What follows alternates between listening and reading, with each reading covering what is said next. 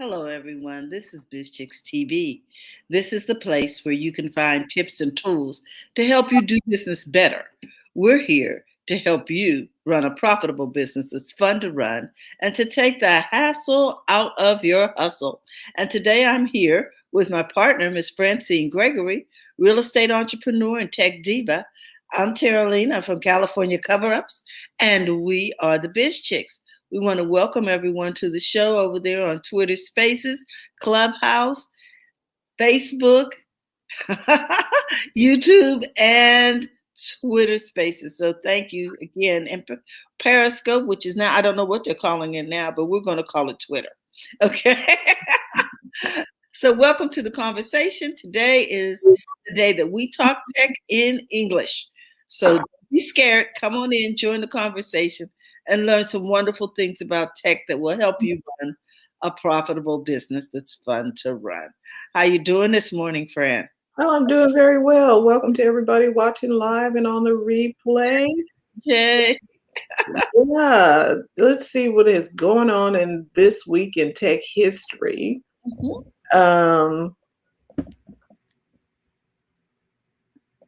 I'm just looking for stuff here. March 13th. What's today's date? The 19th? Yes, the 19th. Thank you. I'm glad somebody knows for sure, for sure. Thanks to my watch, I know. Okay. How are things going over there in New York City? Terry Johnson is in the house, guys. Hello, everybody. Happy, excuse me, I got a frog. Happy Friday. Happy Friday. Oh, yeah, it is a good Friday. So I'm going to do. Hey, Jerry. Jerry Scott's over here on Hey, Jerry. Facebook. Hey, there. Hey, Dr. Tachi's over here on Clubhouse. Hey. How you doing, Doc? I'm getting ready to come on camera. Oh, great. We'd love to have you in the studio. Okay. Okay.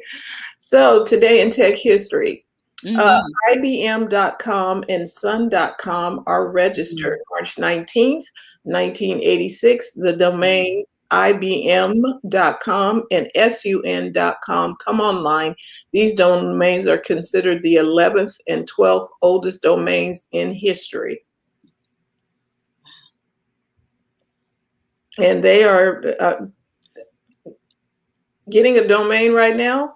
We always tell our clients and friends and people who will listen, buy your domain, own your real estate online. I bought some this week. I bought a bunch in the last 2 weeks. That's what you were saying the other day, yeah. Right. Because, and we're going to keep telling you this, you need to, you don't want somebody else to have your name, or you have that great idea and you didn't go get it. Fran, that means that those domain names are only 35 years old. Right. They're under 40. Wow. Yeah, and the company went and got them, and now, like you want to try and go get your domain name. If somebody else has it, some people are holding it for hostage for lots of money. Yep. It's not cheap. So the importance of going to get your domain. Hey, obvious KDM is in the house over here on Clubhouse, and we got Dryer Buzz. I know they just finished doing a room. Oh, really? Okay. Yes, they just finished a room over there. I didn't get a chance to jump in. Hey, Dryer Buzz. Good morning, ladies. We're coming over. Get everybody in. Okay. Clubhouse, they're bringing the party to the Clubhouse. Oh, how sweet. Dryer Buzz, I was listening in on one of her rooms, and someone was sharing the fact that to grow your club, you need to send invites to all those people who are following so that they can, and then in turn, because she was saying, you guys only got 19 members. So she was saying, this is how you do it. And so I was like, oh, wow. Yeah, you could send invites. Once you have a club, you can send invites to people. And she said, that's what you should do, because she has like a couple of thousand people in her club. And she said, nobody asked me how I do it. And she in turn shared how she did it. So I just want to thank Divas for having that room that day, because it really is going to help us. And we're going to go in today and start inviting people to join the Biz Chicks Clubhouse. So if you're listening online and you are on Clubhouse, you can join the Biz Chicks Clubhouse. And if you're on Facebook and YouTube, you can also join. If you need an invite, just say something, put it in there like, hey, invite me, and we'll get you an invite. And then I want to let everybody know, in the Clubhouse, it is recording. For some reason, I totally forgot to put recording in the description, but we are recording. So if you go live or if you like to speak, you will be recorded. And so we also have Madeline Eagle Cohen coming on. Hey, Madeline. How are you doing? Madeline, how are you? Well, but I really didn't, y'all. I'm sorry. No worries. We put pushing buttons over here on accident all the time. That's how you learn. In the house, pushing buttons. So, Fran, let's get this party started here. Okay. So now, like we do every week, we have stories and tools and techniques and things all about tech. And so Terry Austin is going to start us off today with some tech news. Terry. Yeah, I want to talk about this app called Museum Alive. It's an app you can download. It's $2.99. And what it does is it brings dinosaurs by augmented reality into your living room. Like you can see that you aim your phone down at the floor and you'll see a whole setup of Dino World and these real, what would you call them, augmented reality videos of these animals, these prehistoric animals. Let me see if I can. It's over there on BBC Tech News. And so I thought that was a phenomenal experience. Last week we talked about finding those plants, remember? Yes, that app. The app. Yes. And I used it because I texted you and I said, what's the name of that app? Because I was walking around outside and I saw this bird and I'm like, what kind of bird is that? I'm like, okay, wait, Terry told me about that app. And so I was able to, I'd walk past that bird, but I got another bird and it told me the type of sparrow. It was a sparrow. They weren't sure what variation of sparrow, but I found out that the bird was a sparrow. And I was like, oh, okay, cool. And so there are apps that help you do just about anything. And so last week, the app was called Seek, SEEK, and it was by iNaturalist. And you can go anywhere. You can aim it at a bug. You can aim it at a plant or a bird or whatever. And it would tell you something about that plant, bug, or bird. And so today you're talking about another app called something Museum Alive. Museum Alive? Okay, Museum Alive. Okay, I don't know if I want dinosaurs running around my living room, but if you because we have augmented reality on the iPhones. I'm not sure about Android. Dr. Tachi, you can let us know if augmented reality. Why am I pasting the wrong thing over here? Hold on. If augmented reality is available on an Android, somebody let us know if you know. But if you can use it, it's kind of cool. Like especially say you want to decorate your house. Well, you can use your augmented reality within the iPhone. If you're at IKEA, you can put furniture in the room to see what it's going to look like before you buy the furniture. Or find out what the paint's going to look like, or what the window dressings are going to look like before you even purchase anything. A lot of a lot of stores are now allowing you to do augmented reality. Mm-hmm. Augmented reality came out a while back with Pokemon. Am I right? Yes. Yeah. Mm-hmm. Yes. Pokemon was a thing, and everybody's running around the city, looking for the little elements in Pokemon, causing problems. Even the business owners at that time were, putting, were participating in having it in, Mm-hmm. Come by their place so people would stop by and look for the Pokemons. right. Yes.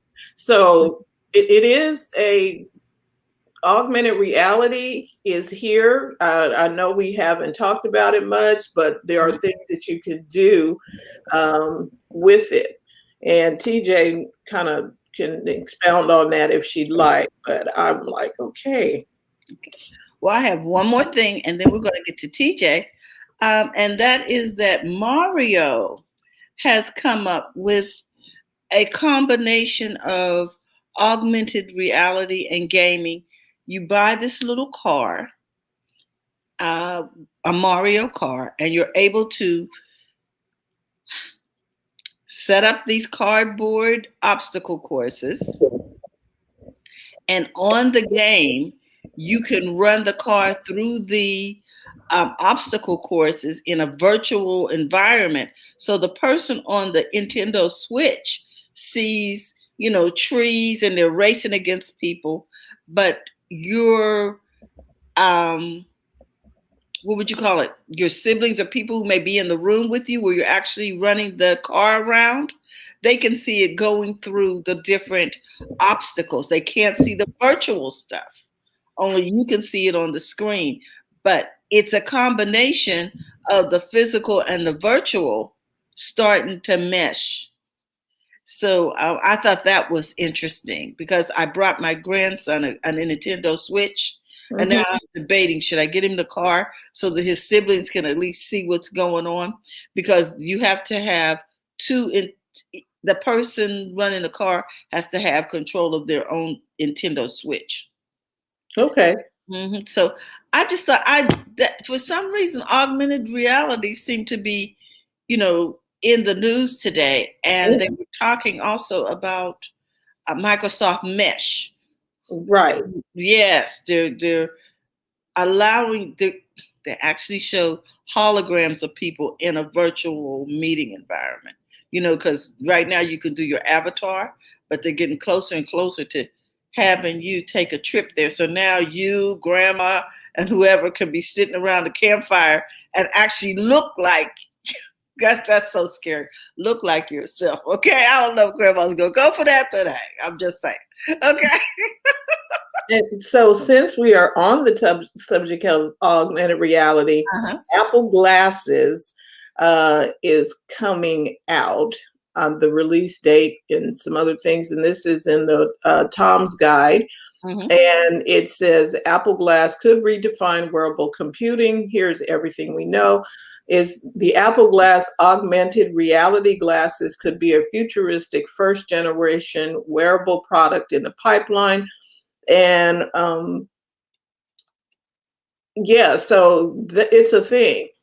They said it could be out as soon as next year. And go ahead. It says is expected to run on, okay, I don't want to know all of the start board. We didn't want to know all of that, but a patent has also revealed that Apple's rings, which are designed for tracking finger and hand movements, could well improve the capabilities of Apple Glasses if they make it to production. Wow. So now you have the glasses, and didn't Google Glass come out with something like that? But these are going to have like the computer inside the. Yeah, I saw an article about goggles that they've come up with these underwater goggles where you can see how fast you're going. Like all your stats are coming up on the glass. Yeah. Yeah, inside the goggles.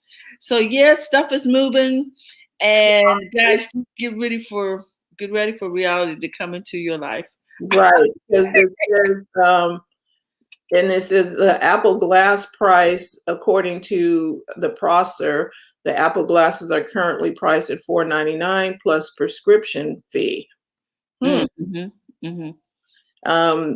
Okay, so they just have all kind of stuff coming out. HoloLens. Can we jump in, ladies? Sure is. Yeah. Go ahead, Yolanda.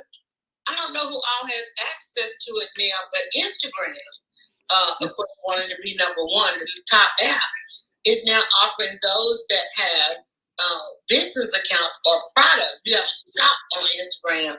You can offer augmented reality, allowing people to bring your product into their home, into their stories, as a filter.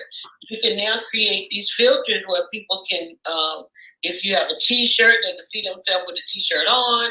If you're doing apparel, if you're doing furniture, all of that is now, we're starting to see that shop owners are using that. Say, for instance, if I wanted you to walk in your bathroom and see how the stuff looked on your counter, I can now do, and you just simply scroll through the soaps in that way, and you could actually see them in your bathroom. And I was like, oh, I guess it's going to take a little bit, getting all of that set up, but no different than any of these other filters that we're out here using. Mm-hmm. They just allow you to create those filters now for your product.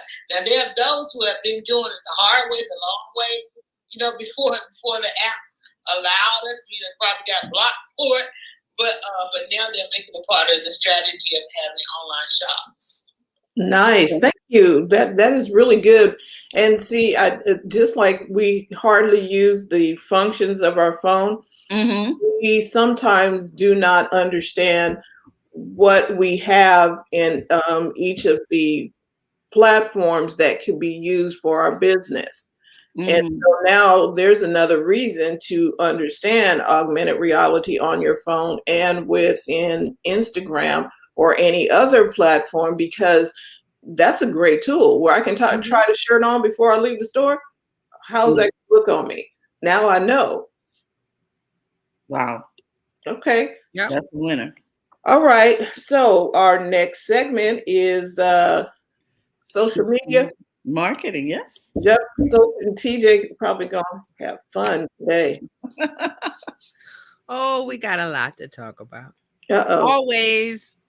First, I want to say hi to Bobby in the Twitter Spaces that I'm running. I know we're both doing it, but that's good. Yay! So Bobby's How here. you doing, Bobby? So he's listening. And so we're gonna talk about social media news this week. What happened in social media this week? A lot. I don't even know where I want to start. Oh my God. I think I'll start with Google and YouTube.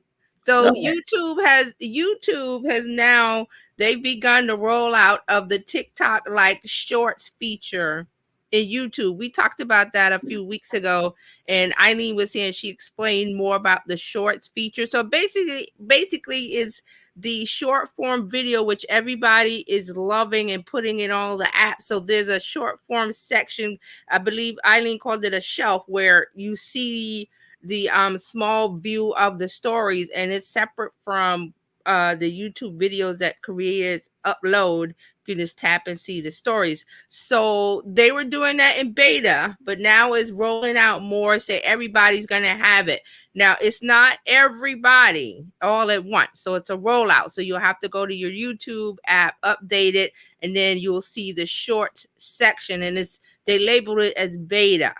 So we'll look for that, check it out, and so we'll see. So on the shorts, it gives you a shorts camera inside of the YouTube mobile app, not the if you're using it on a device that's not a phone, it's not going to work. So it has to be a phone mobile app. So it will have a multi-segment camera, and you can string together video clips, and you'll add music.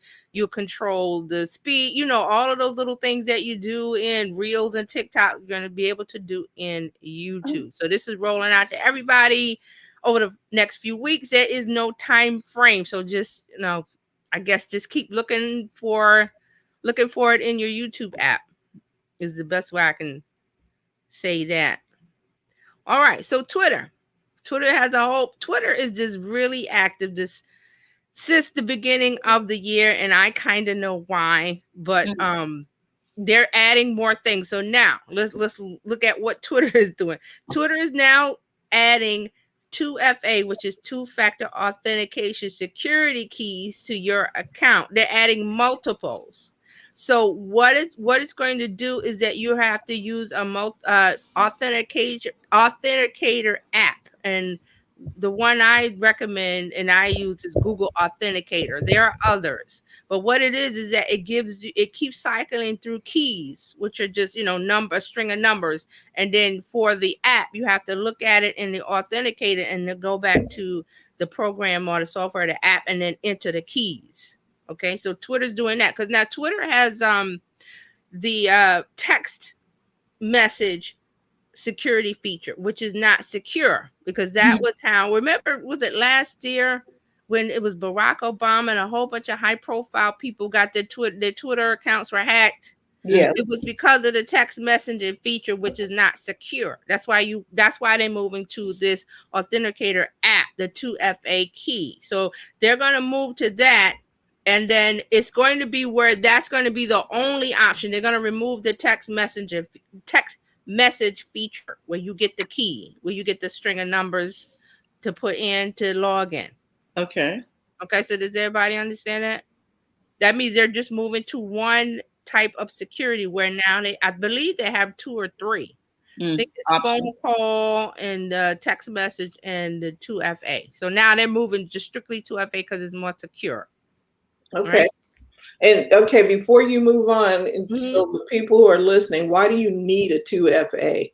You need a 2FA. Well, because like I said earlier, remember Barack Obama and all these important, everybody's important. I'm just saying high profile people, their accounts were hacked and people were able to take over and tweet whatever they wanted. Okay, hold on.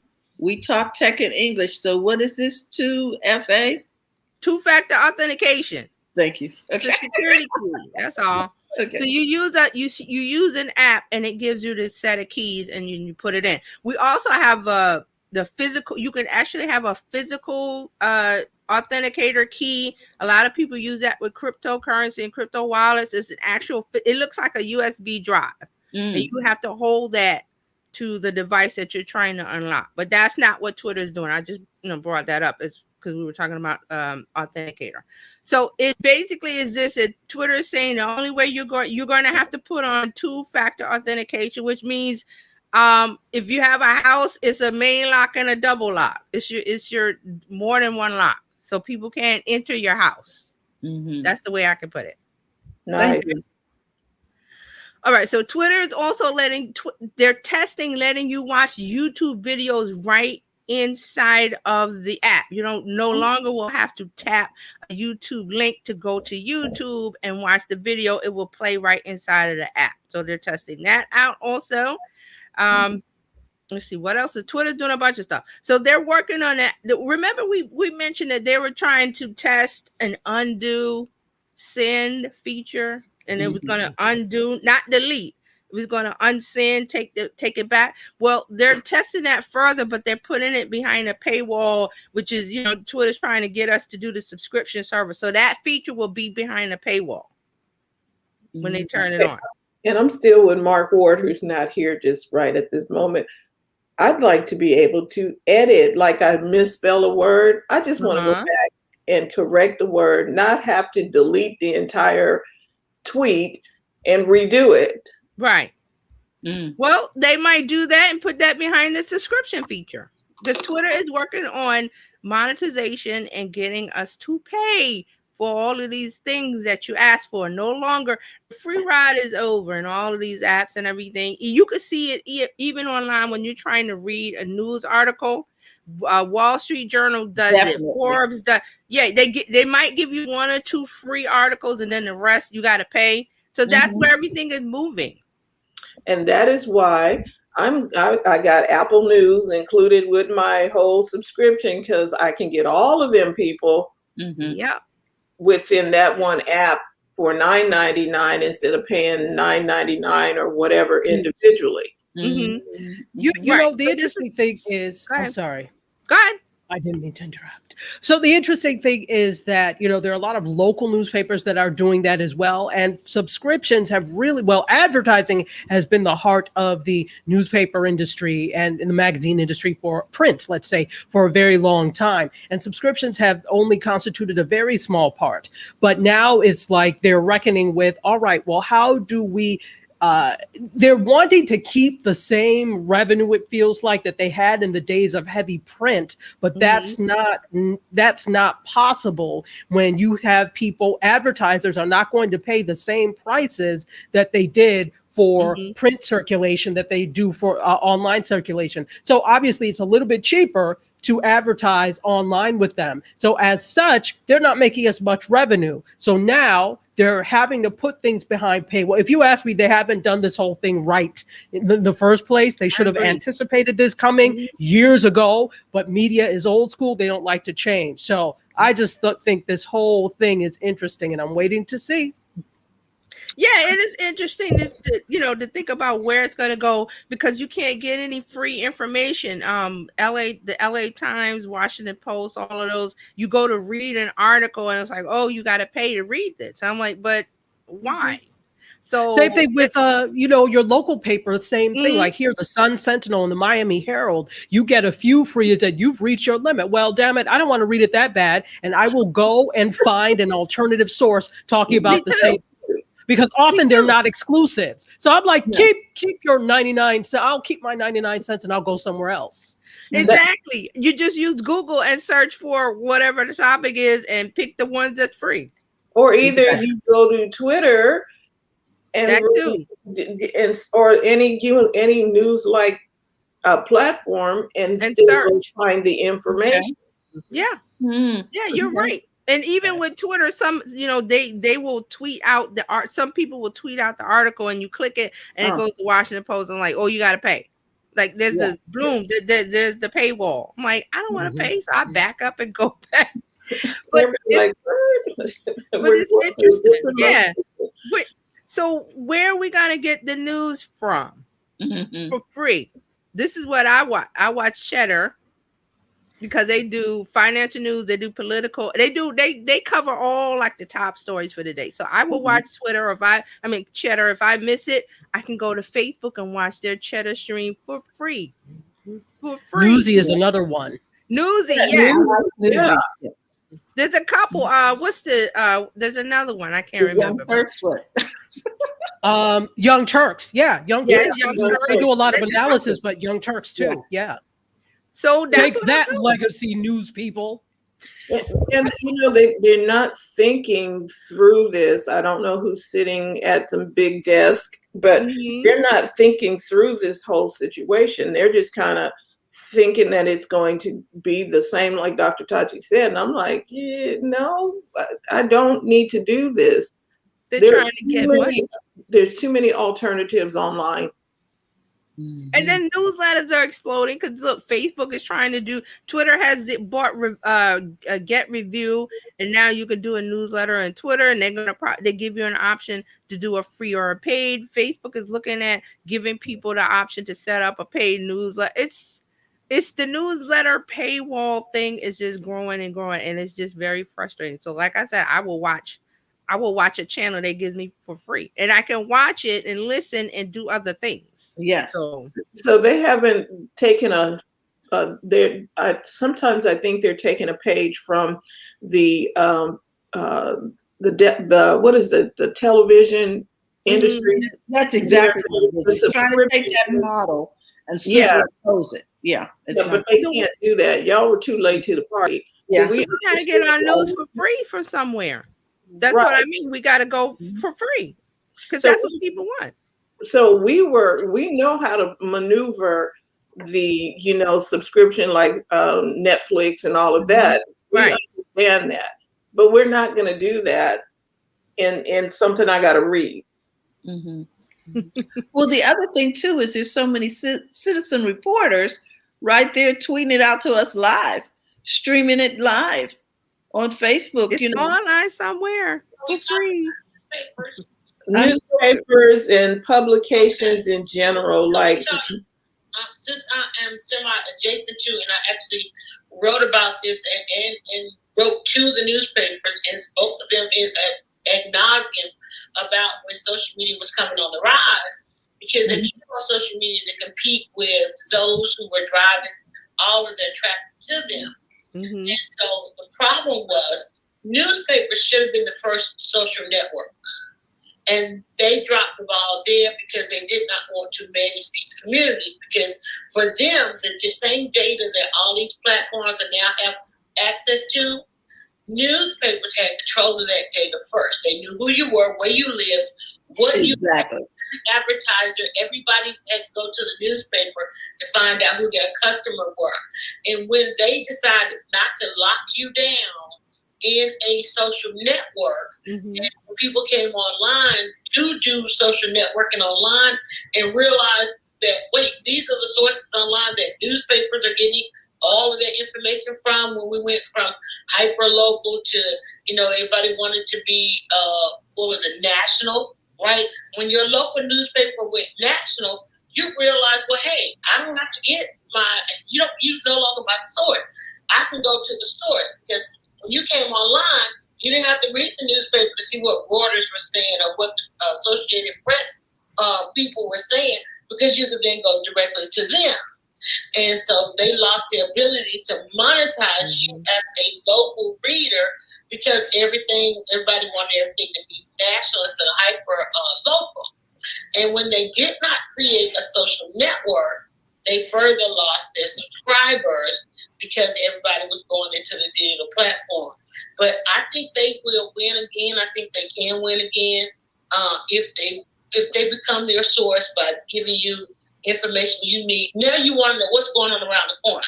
You can't go national and find out what's going on around the corner, but we got to make what's going on around the corner important again, right? We got to make supporting our communities, and the pandemic is the perfect place and time to do that. The pandemic is the perfect place and time to do that, and the more paywalls they put up, then the rest of us can make money again here on social media. So I'm all for them putting up the paywalls and bringing back the subscriptions, and I do hope they find their audience, because those are the ones that they do the work, y'all. They do the grunt work for everything that we know. They're the ones doing the research. They're the ones getting to the bottom line, and everything is built off of what they do: television, radio, social media. If newspaper goes away, then all this stuff goes away. These citizen journalists, they're only mimicking the journalists that the newspaper refused to continue to pay, right? The content provided the content that the newspaper refused to report. And when they make that important again, they will find their subscribers again. I pass them. All right. Thank you, Yolanda from Dryer Buzz. So, now we know, like Pat Murray, she is very hyper local. She runs the Durham Skywriter, and she's there reporting and making it happen, and people know what's happening in her community. And we have Tommy Whitlow. Right. To see how that ties in with this paywall business, local news. If someone is saying, I can't pay that, or I don't want to pay that, they can turn to Pat, because she's doing the local news in Durham, North Carolina. And it's like, well, I could just watch her wherever she is, because she's going to report on the local news, like what's going on, the things that they want to know where in that location. So this is interesting. We're going to see where it goes. We're going to see where it goes. We definitely are, because and you can, they encourage us in real estate to become the local knowledge base for that community. Right. Instead of having everybody go wide and broad, they need to know what the prices and what's happening in the local area. Exactly. So local will rule, but it's going to be interesting. Okay. So we're going to move on to Telegram. Telegram has some news. Now, you know what's hot, what's popular is group voice chat, right? So Telegram is testing voice chats for channels so that Telegram groups can have a large discussion like Clubhouse. So they're announcing the voice chat for millions of live listeners.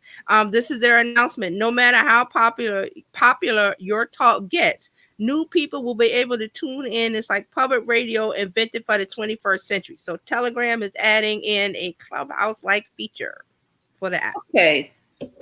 Terry, I've been asked to join Telegram, but isn't that where all our friends went after they left Parler?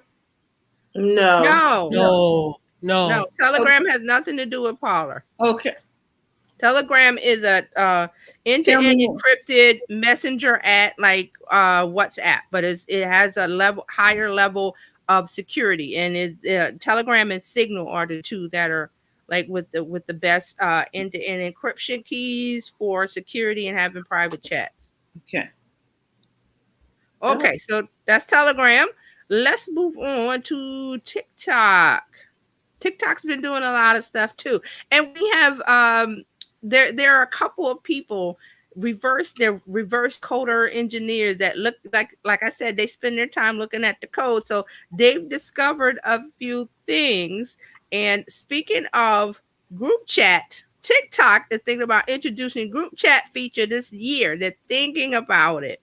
So TikTok wants to have a Clubhouse like feature within. This is crazy.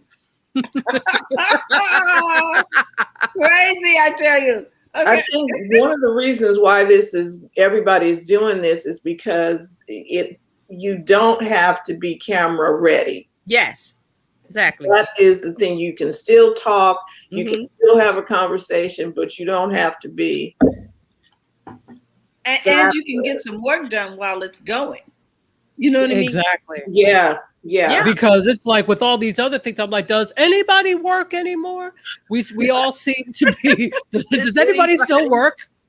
Does anybody work? It's funny. Yeah. Funny. It's also the effort to keep people in the house. Yes, exactly. You're exactly right, Darlene. And they state that. They said they want the group chat function would help TikTok keep users on the app longer.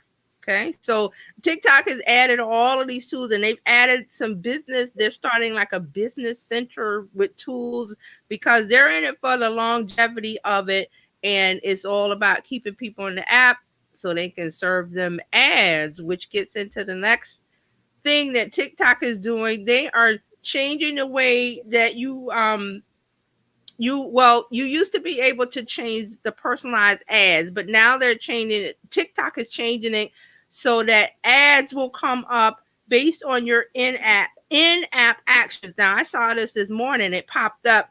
It said, and here I have the message. So it pops up. It has a setting that allows users to choose whether they'll be served ads based on their activity with the app. So this is what it pops up and says.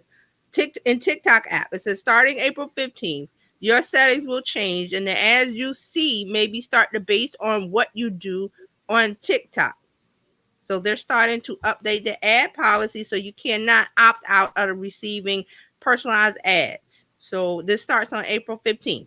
Mm-hmm. So TikTok, like, okay, we got it. Dancing teenagers are great, but we got to get these business owners in here and buy some ads. Okay, more stuff from TikTok. They are working on a playlist feature. Oh, you don't say. Do tell. So they're working on a playlist feature. On YouTube, you can set up a playlist, which is you can string your videos together, and if somebody starts watching one, it will automatically roll into the next. So they're testing this. This is another thing. I forgot the guy's name. Is somebody on Twitter that they're looking at all the code. So this is there. It says playlists will be available for creator and business accounts. Only public videos can be added to a playlist, and a video can only be in one playlist at a time. If you set a video as private, it will be automatically removed from the playlist, and you'll be able to create this in your profile, and the playlist name will be up to 15 characters long. So this is what they've discovered. The people that look at the code. It's not available yet. This is things that TikTok is testing except the personalized ad change. That is rolled out already. Also, TikTok is looking at making making it available where you can upload longer videos up to 3 minutes long. That's a test. Not available yet.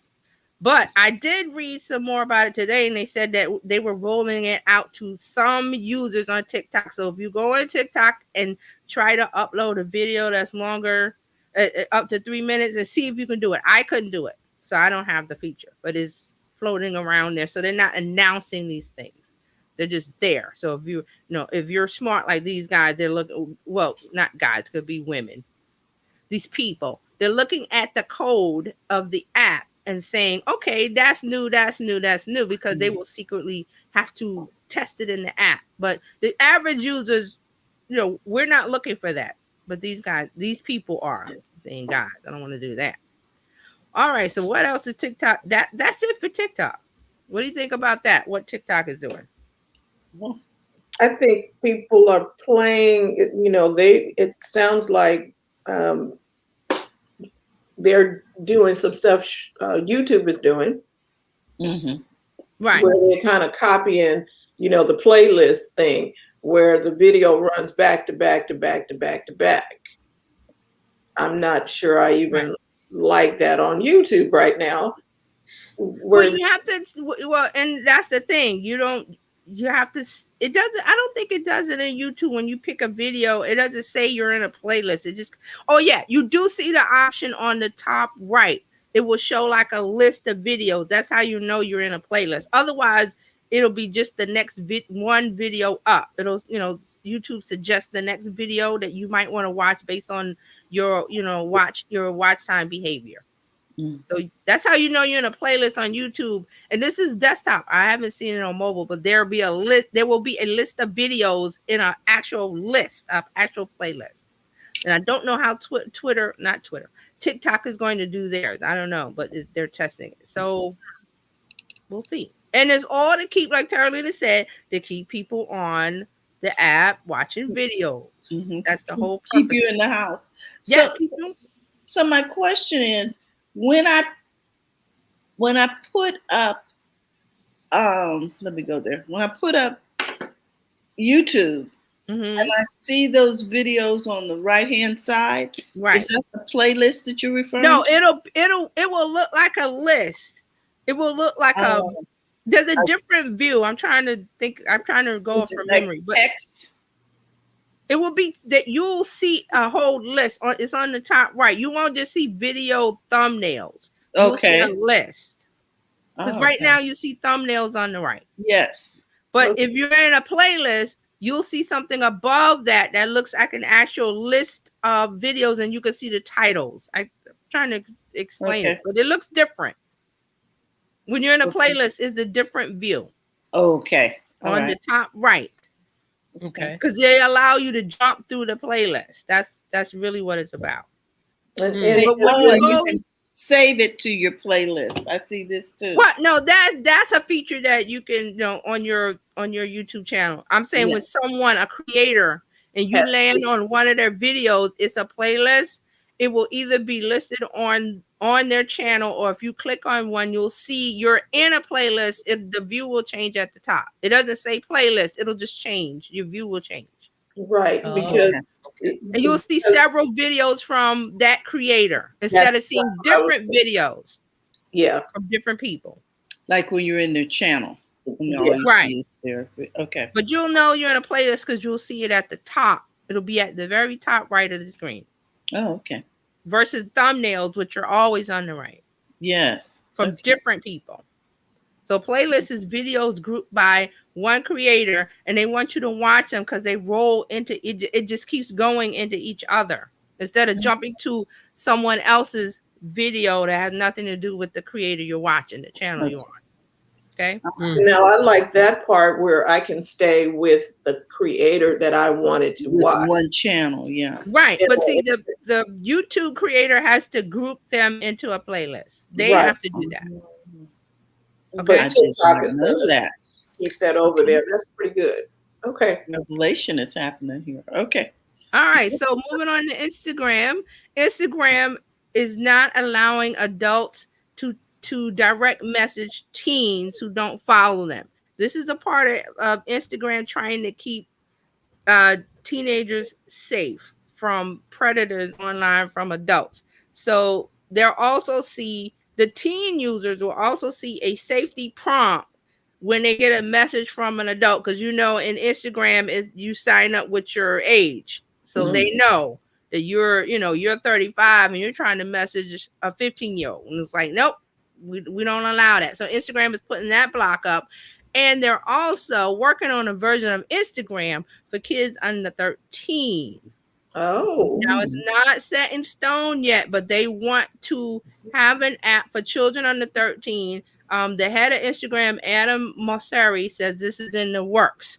So here's the quote. He says, a part of the solution is to create a version of Instagram for young people or kids whose parents have transparency or control is one of the things they're exploring. Now, Instagram's current policy bans users under 13 from signing up, but some of them, they put in the wrong lie.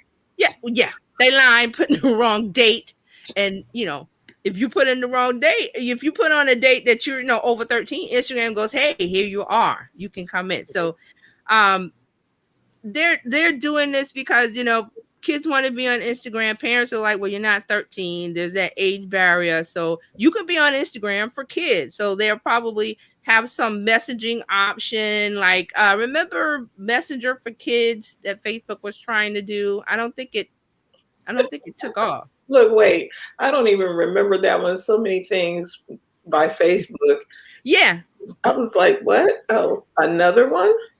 Yeah, I don't think it worked properly. Something about Messenger for kids.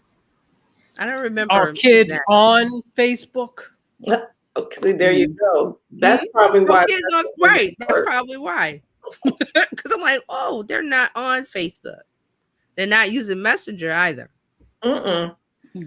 Okay, so more from Facebook, because now I gotta say Instagram and Facebook is in the same world, so they're doing things at the same time.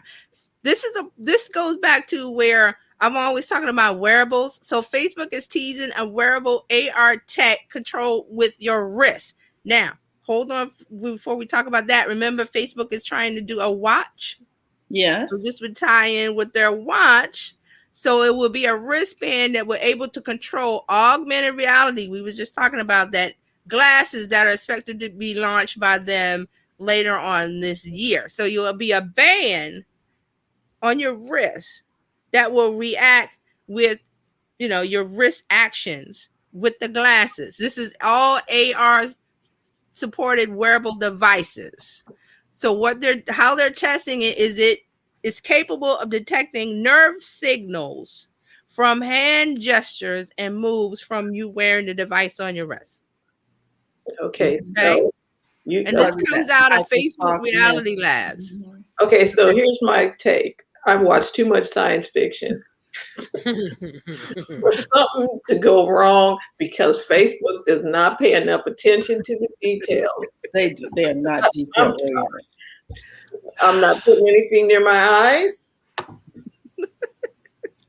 nor on my wrist. It seems to me like if you're good at whatever you do, because then Dr. Tachi, they are the master of none. So, Yes. But since they are the master of none, why would I trust the technology to work as expected? Okay, what is their main thing? They're not a wearable company. They have Oculus, the glasses. I think that's I think they bought Oculus, and this comes out of their section called Reality Labs, and that's where they've been trying to do innovative things with the company as far as virtual and augmented reality devices. Okay, they need a reality check. We did not have much success with the Oculus glasses. I bought them for my grandson. It was not a winner. But go ahead. Okay, see, I was going to say, if I was a marketing person to direct them, I would not put it under the Facebook name. Put it under a different name. And maybe there would be a chance. But how do people... Go ahead, Dr. Tachi. No, I was about to say, how do people in the South say it? That part right there? Yeah, that part right there. That part right there. Don't tell nobody that you're doing that, especially if your reputation perceive you in a particular way. Mm-hmm. And maybe they don't see themselves in a particular way. Mm-hmm. But I'm not trusting it. What happened to the lira? Was that the? That's what I was gonna bring up. What Yes, their cryptocurrency. Mm-hmm. What happened? I'm not letting They you. encrypted themselves right out of it. I don't know what happened. Facebook wants to do everything. Let throw the spaghetti on the wall and see what sticks. That's what they're doing. So Yeah. Well, their wall is full of bloody spaghetti because it's all nothing is bad and sticking. hard. It looks like. It looks like. What do you the guys popcorn think peeling. over in Clubhouse and Twitter Spaces? What do you think about this wonderfulness? All this augmented reality and I know. Come on, Dryer Buzz. I know you have something. trusting Facebook with your wrist and your eyes. Okay. I'm not. Anybody want to have a comment over here? I have visions of children stepping off of curbs, stupid stuff. I just Tamiko, Anna, Cheryl, Divas. If you all have a comment, you want to weigh in on the conversation, we invite you to do so. We are recording. Just raise your hand and we'll bring you to the stage. I do want to. Sorry, go ahead. Dryer Buzz. Dry Buzz, we are talking about Facebook coming out with a wearable that you can put on your wrist. I tell y'all, Mark Zuckerberg, stay over in the tech junkyard. If somebody is the one to put up, and I don't know. Let me tell you, I went to remember when Google tried glasses. I went Google to Glass, yeah. fancy for those doggone things. First of all, we tried to tell them everybody got a stick, but can't see that stuff, right? It's like, and you got it on the side with a bad eye. So I'm not wearing it. But you know what I don't understand and what they should do, what I thought they should have done with that is they're not allowing us to project what's on these phones onto the wall, right? Like I don't need anything smaller than I need it big. I want to go to the drive-in, and I'm like, when did the drive-in screen get so small? My kids look at me like, Mom, that's huge. Not to me, not no more. I can't see that stuff, and I think that they forget, and clearly Mark Zuckerberg is dissing us because they don't realize we are the target for this stuff, y'all. They need to appeal to us because we're the ones that's going to use it more so in our new lifestyles. And I'm not wearing nothing else. I don't need to be tracked no more. Give me something that's I can project. Like right now, sitting here with y'all on Clubhouse, I just popped in over on Facebook. I know I can put you on my television, which I'm sitting in now like, yes, you guys, because I want to hang out over here on Clubhouse. I need to put your broadcast on the television, which I can do, right? Mm-hmm. Yes, you can put us up on YouTube and listen and see the video while you're listening. Mm-hmm. Okay, well, y'all don't tell people that. So I'm gonna go to my YouTube channel. Yes, so you see us live, and you can type in there and talk. Live. Yes, go to bizchicks.live. Yep. Say it one more time for the people in the back. Bizchicks.live. LIVE. Bizchicks.live. Okay, so I'm gonna just tell Alexa, find Biz Chicks on YouTube, and she's gonna bring y'all up. Yes. In that way, I can continue working on my phone and listening on Clubhouse. But see, the thing about this is the people that's gonna argue that all of that is not necessary in them providing content. So let me just thank y'all for covering all the bases. Okay. You're welcome. You're welcome. Oh my goodness. Yeah. Okay, so I have one more thing if we're going to move away from the wearables. Well, actually, I'm going to say one thing about the wearables I've been saying a long time is that it's going to be in your clothing. Yes. Mm-hmm. And you won't wear a device. I think I've been saying that, but it's going to be it's going to be clothing, a patch, lotion. It's going to be that inobtrusive. We're going to get to that. Let me say that because you brought this up. They were showing how the fashion has changed for astronauts, right, and how it has gotten so slick and so thin, and it has all of these my what do you call it? Chip connections through Yes. here. That now, you remember how they had those big clunky gloves? Yes, I Everything- remember that. That's why I'm saying it's gonna be that, because I know that NASA developed that technology for them, Mhm. and that's And gonna filter down to us. they look so slick. The new It's what very. do you call it? Space. I Remember, guess they call them yeah, space suits. remember back in the 80s, and they had the big bubble and the big suit and the thing, and they look like the Michelin. Now it's like you said, it's really thin. Those It looks technologies that Star Trek. NASA Yeah. they're developing is going to filter down to the average consumer. So that's what I'm saying. We're not going to carry around phones. See, Facebook is trying to get a wrist device, but I'm thinking it's going to be in your clothing. It's going to be something you apply and you could take on and off in some kind of form. We're getting there. And you can see that, like Terralita says, and NASA is doing it with the astronauts. So yes, they were because they were showing the fashion. Yes. I was like, oh wow, look at that material and how they had everything running through the material, you know, to give them more dexterity, and it was just fascinating to me what they. I know. I love fabric. our science and NASA. So because it has to withstand heat and it has to withstand cold, and they wanted it thin. So the whole process was just amazing. Go ahead. I'm sorry. No, it's okay. All right. So one more thing. Facebook is saying goodbye to Watch Party. Now we talked about this before. No! Yeah, it's going away on April 16th. They gave us a date. April 16th. Watch Party is going away. Now, Watch Party, if you didn't know, it's a feature where people could host and watch virtual videos in real time together with their friends on a page. So now they've gotten rid of that, and a lot of people are upset because they were using it. So it's going away April 16th. But what you have to do, if you've used Watch Party, they're giving you a tool to download your information. It's called Download Your Information Tool. There is a section, I think, in the help center. Just type in Watch Party, and they'll have a link to where you get the tool and you can download all these things that you uploaded. And it's to preserve the comments. It's for the comments and things that I was wondering why someone would want to download a Watch Party. Well, you might want to download because it was a video, so you might want to. You might not have it, but you want to have it with the comments and everything. Because remember, it was Watch Party. People watched and they made comments. Right. So you want to save that. So the thing that people wanted, they take away. Yes. And the things that people don't want, they give us. All right. Okay. That's it. That's it exactly in a nutshell. It's Facebook world. We're just living in it. I mean, we really don't have to live in Facebook world. So. You don't. You don't have to put up with shenanigans and crazy. Just remember, we don't own. They own the app, so Facebook gets to decide what's what. And if you don't like it, build your own house and tell people to come over to your watch party on your website. Okay. And it can be done. It really can be done.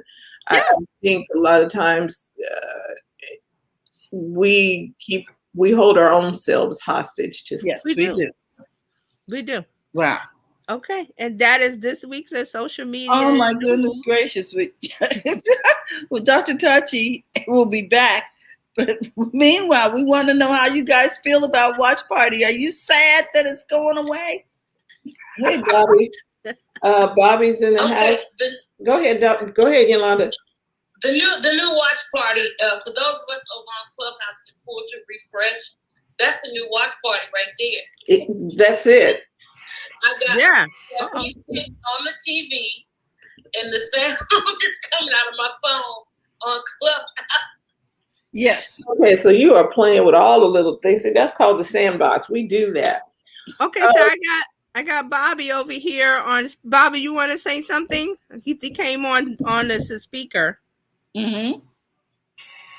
Oh, I just wanted to say hello to everyone here in the space. Well, hey, it's just me and you, but hey, we got a whole party going on. Well, we got we're over here. Yeah, we got the live stream, we got Clubhouse, we got spaces, we got 2 spaces going. So that's what I'm saying. You really don't. It's not about, okay, well, I got like 1,000 people. It's like everybody's getting together and talking wherever we want, wherever we feel comfortable. That's really what all of these tools and updates and the video chat going to TikTok and Telegram is, so you can build a space where your audience is comfortable and you're comfortable serving them there. I always say that, you don't have to, like we just said, you don't have to do what Facebook is doing or follow them or be a part of that if you're mad about what they're doing, because you can take your toys and go somewhere and build your own house. We got the tools. Now, what I like what you were saying, it kind of ties back in with the small community news journalist. This is what Clubhouse is, and it's your community. It's the people that you get to talk to, and it may not be millions, because it's kind of hard to have a party with 1 million people. It really is. It's, you got food service issues, stuff getting where it's supposed to go.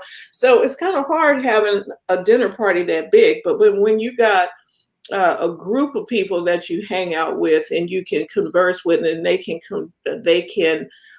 contribute to the conversation, there's interaction and synergy and ideas. Yes, but not with a mill. Yeah. Right. Now Jerry says, I agree. She's talking about, she agrees with the fact that, she says, I'm not so sad. She says, right, about watch party. She says, I love being able to play this on my TV. Okay, I hear you, Jerry. Jerry's over here on Facebook. And then we got Spencer Bush, who is, Spencer is over here also. And they say, OMG, I just realized you all were live over here. Yep, BizChick.live. Hey guys. And that takes us over. She says, hey fam, let's go. Yeah. Yeah, let's go.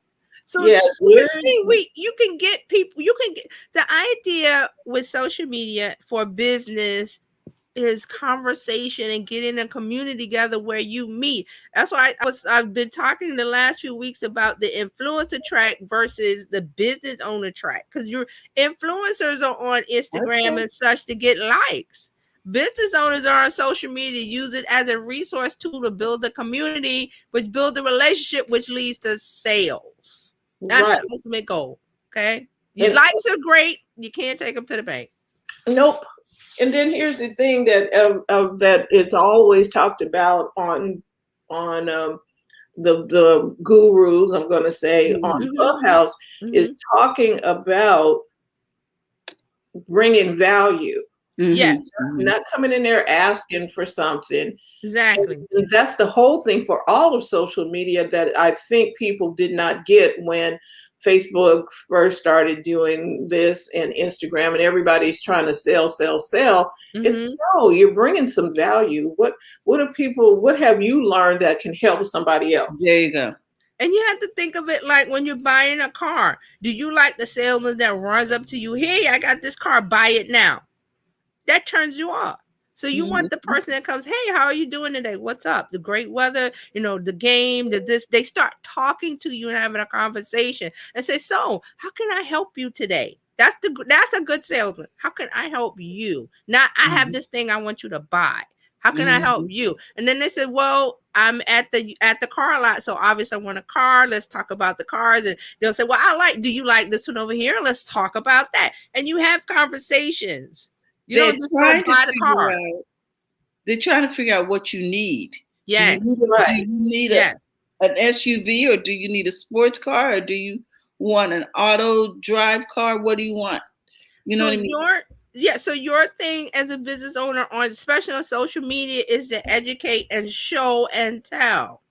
Show and tell what you have available to meet the needs of your target audience. Hello. And when the two things meet together, it's a match. And then you go, hey, you're on Instagram. Come on over here to my website or to my Shopify, whatever it is. And I've got the thing that you need to buy.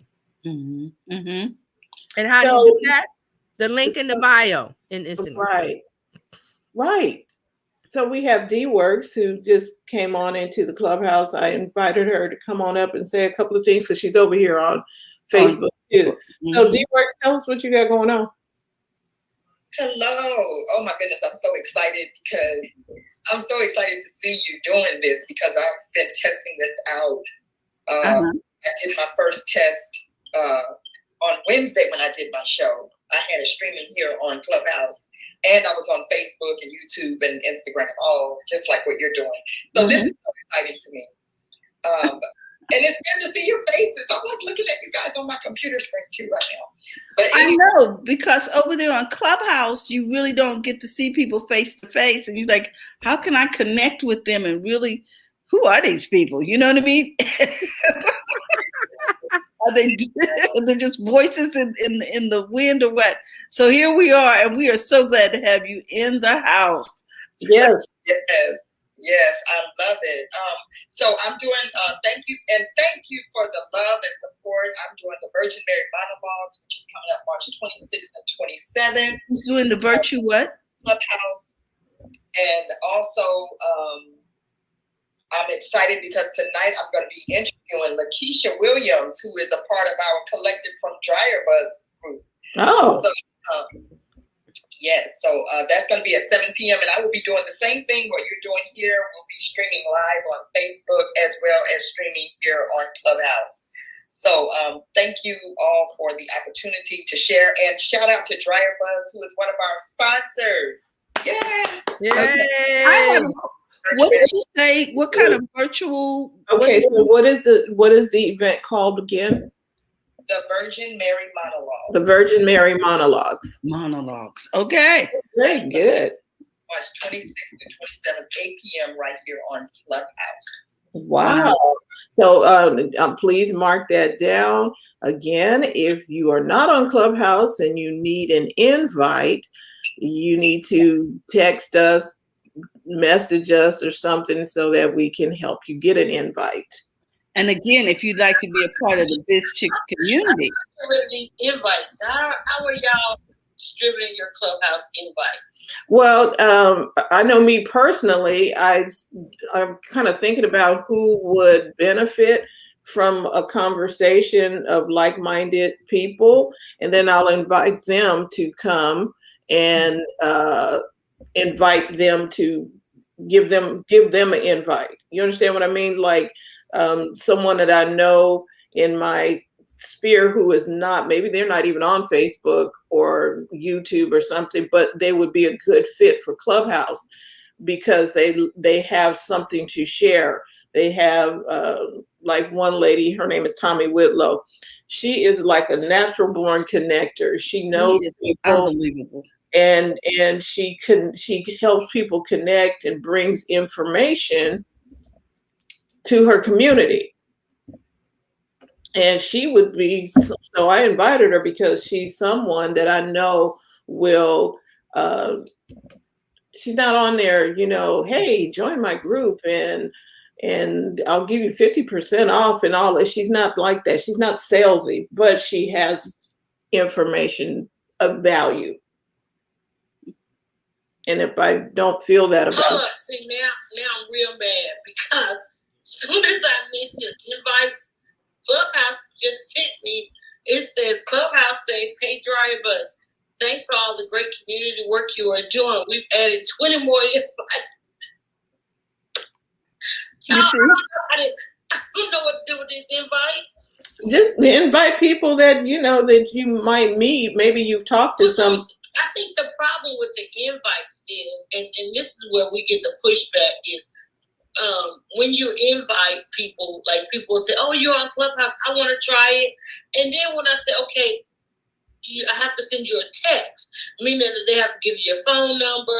And then if they were to just allow you to go ahead and share an inbox as opposed to through your phone, because like I don't save a bunch of phone numbers, right? I have some, people in my thing, but one of the reasons that we are connected on the phone is because we don't inundate each other. You know what I'm saying?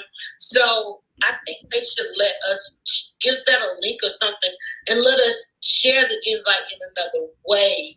Sort of like StreamYard, where we could just send a link. Let me send you a text, There's another way to do that. I think one of the things that you can do with the invites, like I just got that too, where it says they sent you 20 invites, that's to your club. Because now they have it where you can invite people directly to your club. Right. With invite. So that's internal. Clubhouse in order for me to use that one.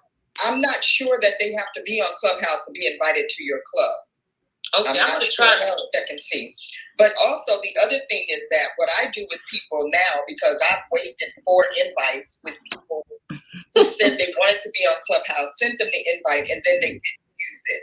Mm-hmm. What I've done now is I will tell people, go ahead and join Clubhouse. And when they join Clubhouse, it will send you a notification. Dryer Buzz just joined Clubhouse, and then you can just wave them in, and you don't even need an invite. And that lets you know who the people that are really serious about.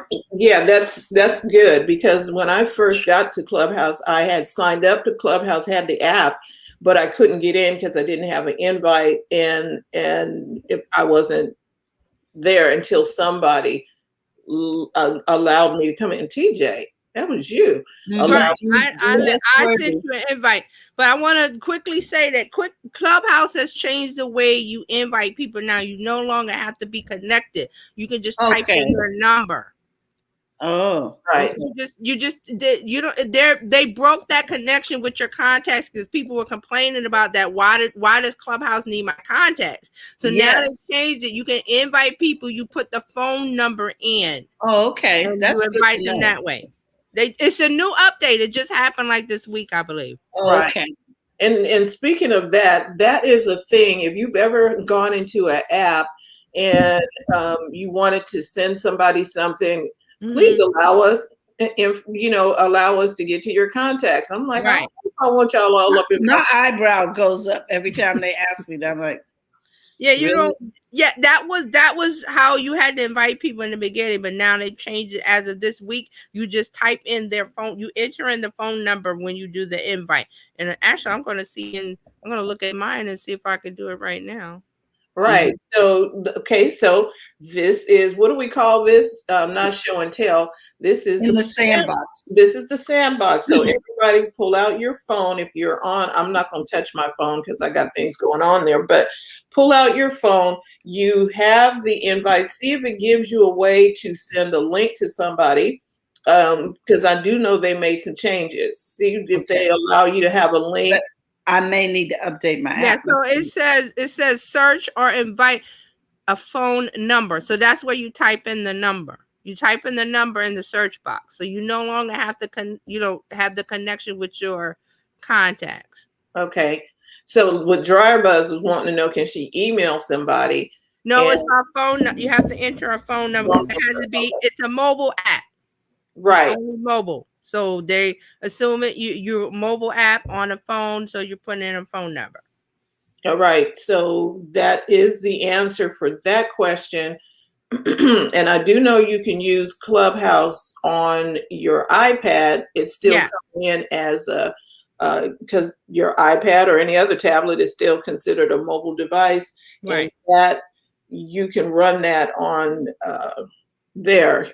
Now the Android is still coming. It has not launched. No, there's no Clubhouse for Android yet. They said it's coming, so they're working on it. Okay.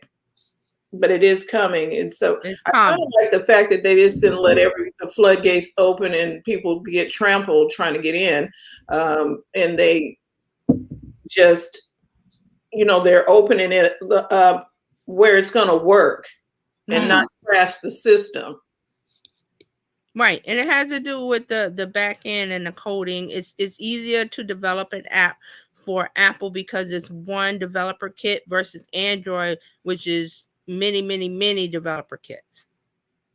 And so that is a good explanation, because a lot of people, well, why does Apple get this and why not Android and It's not one is better than the other. Right. See, if you don't know anything about coding and writing code, you don't want to write code for 100 things. You want to write code for one thing, test that out, and then also Clubhouse is small. They only had 5 or 6 employees. Now I think they have 8. It's a small company, guys. So give them, you got to give them a break. And they just hired an Android developer, one. So that's why they're working on it. So once they grow and get bigger, they'll hire more developers, and it'll get going with the races. So that's why people think it's an elitist thing. It's not at all. It has to do with developing and coding apps. Very good. And remember, Instagram, when it first came out, was iOS only. And we had the same discussion back then. Oh, why is it iPhone? It's because of the creating of the app, developing and coding, and they have to hire coders that work with one type of kit versus the other. Mm-hmm. And if you know Android, how many types, flavors of phones for Android? There's Samsung, there's Google, there's the manufacturers. So they all have different setups, different kits for their phone. So they have to write the app to fit all of those kits that they develop. It's a developer kit. Okay. Yeah. That they have to use. It's like a template. So I don't want to get too technical, but that's why. No, it has nothing to make sense, because if you didn't know that, you would just think that people were playing favorites, but right. they're not. Mm-hmm. Mm-hmm. That's right. That's why. But there's still the thing, and I see it in the groups. Oh, it's an elitist thing. Oh, it's not. So whenever I see that, I always tell them why. It's because iOS has one kit, one frame, one set of instructions for coders to fit to get in the app store. Android is a whole nother animal. And yeah. And I think that's why the same thing with Microsoft operating system, Windows version is one, because Windows has got to do the same thing for all them different versions of Dell and HP and They have to tweak. Right. They have different versions, and then they have different levels. Remember, it used to be 98 and then 7 and then 8, and now we're at 10. So they have to have developers for each level of that. That means they have to hire more people, which gets in their operational costs for the business. There you go. But we don't want to let's not not get too far down in the weeds. Yeah. Okay. So do you have anything else for us today that you want to share? Me? Oh, TJ. Media? Dr. Tati was going. She had to take a call. Be back. Okay. Oh, there she is. Ta-da! You're just in time. Oh, good.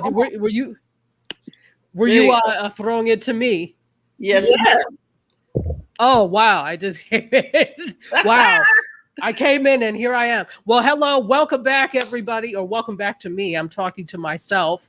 I hope you all have had a fruitful discussion so far. Let's talk media, shall we? Yes, we shall. Okay, some cool things happening in the world of media. So first of all, South by Southwest is happening. Woo!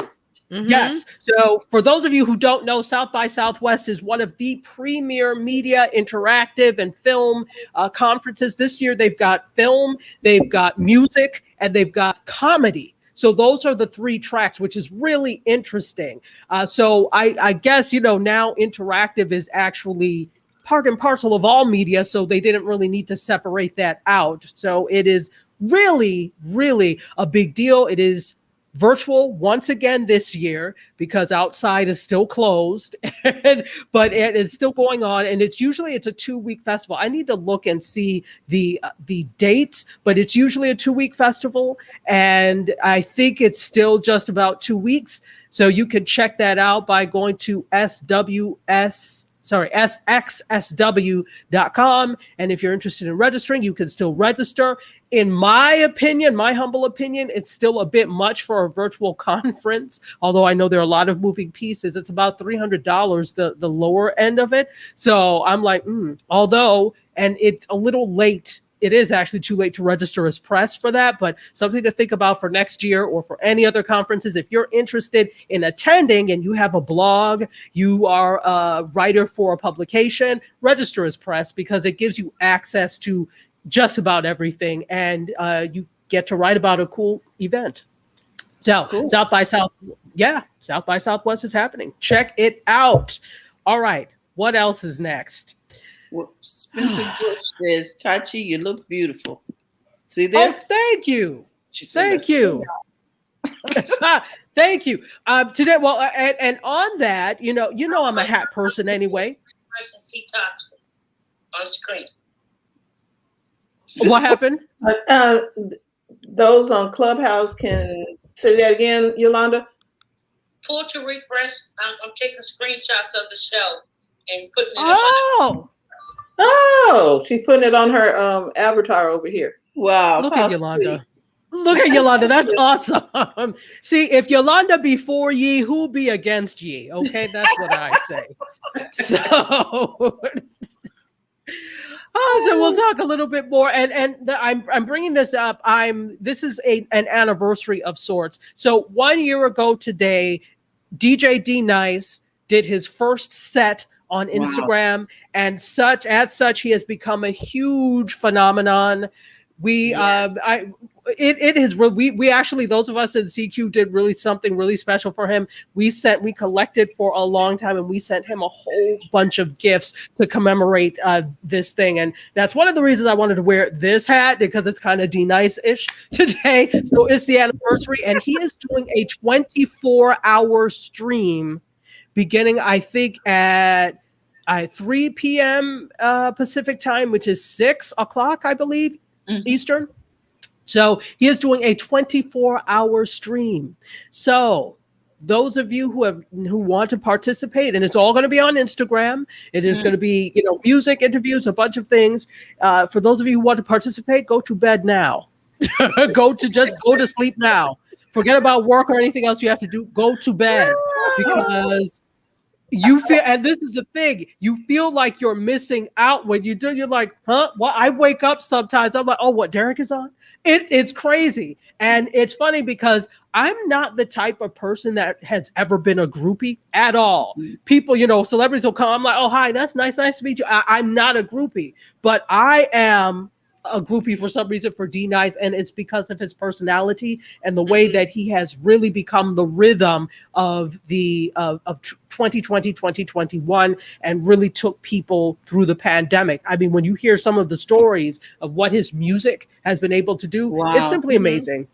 And so, Dr. Taji, did you see him? He was featured this week on CBS this morning. Yes. And he premiered a new song where he has been. Yes, a new song dropped with Neo. Yes. So he dropped a new song with Neo. He has a lot of, and rightfully so. He's worked so hard and selflessly done this. He's like not charged or asked for any money for all the sets he does. Sometimes he does several sets a day, and he's just doing it because he wants for people to be able to get through this. Right. So he has, if you have not, I catch him sometime on Sunday morning where he does his gospel sets. And yes. I'm like, oh my gosh, I don't have to push a button. I got to go try and find the music or anything. You can just go right on into Instagram. So he covers a great deal. And there are like, you really, and the big thing about this is D-Nice, he doesn't know how much he has actually affected everyone. He has I think he knows, but he really doesn't know the depth, to the point that there are different, there's a whole CQ group. We have the CQ hashtag. We all know each other. A lot of live streams have come out of this. People who have never live streamed or done live streamed or done anything in media before have started shows. There's this one show in particular that I want to point out called The Gentleman's Corner. 4 of them, 4 men, they met in CQ, and CQ is primarily women, right? Primarily a lot of ladies. And so they met there, and you see people's names and you just start speaking and it becomes a thing. Well, they decide to get together to form a space where men can come and talk and feel comfortable. Women can come too. And it's called The Gentleman's Corner. And I mean, just the level of breakthroughs and the fact that they don't have to posture and be hard, and they are completely emotional. They cry. It's wonderful. And that came out of CQ and Derek. So people who this was not their forte have made media their forte. And he has no clue what a cultural phenomenon he is. So happy anniversary, Derek Jones, otherwise known as D-Nice and CQ. Okay. So, yay. Yes. Congratulations. Yes. Congratulations. Yes, It's an exciting day. So go to sleep if you're coming on later. Okay, let's talk a little bit about okay. So I want to get some comments on this. Some commentary. It could be from Clubhouse, it could be from you all, everyone. So let me tell you what it is first. So Okay. Alexi McCammond, who is was supposed to be the incoming editor of Teen Vogue, which is a Condé Nast publication. You all know about this or Yes, heard I about heard it? about this. Yeah. Okay. So some staffers and some readers were in an uproar over her being appointed as the incoming editor because of racist and homophobic tweets that she put on social media from about 10 years ago or so, maybe a little more. When she was a teen. Mm-hmm. When she was a teen. Yes. I'll withhold commentary because I want to hear from you. and so this is just 2 weeks after they appointed her to the position. So she had the job for 2 weeks. So be for damn sure she's getting paid somehow. Yeah. Okay. So she's getting paid. And McCammond actually publicly apologized for these tweets in 2019. And then again, once she was appointed to Teen Vogue. And in an email to the staff, Condé Nast chief officer Stan Duncan said that the company was aware of McCammond's tweets when they hired her. So McCammond is also a former Axios political reporter, and she was supposed to be a rising political star in the DC press corps, and for her headline grabbing stories about the former inhabitants of the White House. And she actually got an award from the National Association of Black Journalists. And she was a frequent contributor on MSNBC.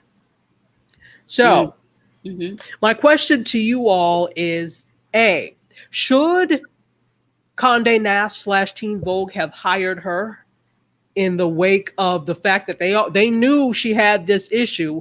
Or should they have done some damage control ahead of time and said, yeah, we don't know that you're a fit? B, can anybody ever be forgiven for these types of things? It seems we have very long memories when it comes to this. We have this whole thing with cancel culture. Is it warranted in this case? And can she be forgiven? I'll leave it to any of you who want to say something, please. Okay, I'll start. So Anna Wintour hired her, I believe, and Anna knew about the tweets, and like you said, she had apologized as she was a teenager. So they hired her for her skill set, right? They hired her for a skill set.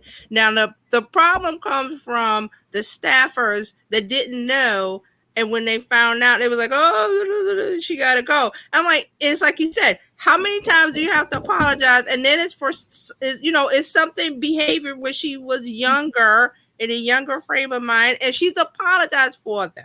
So I think she should keep the job.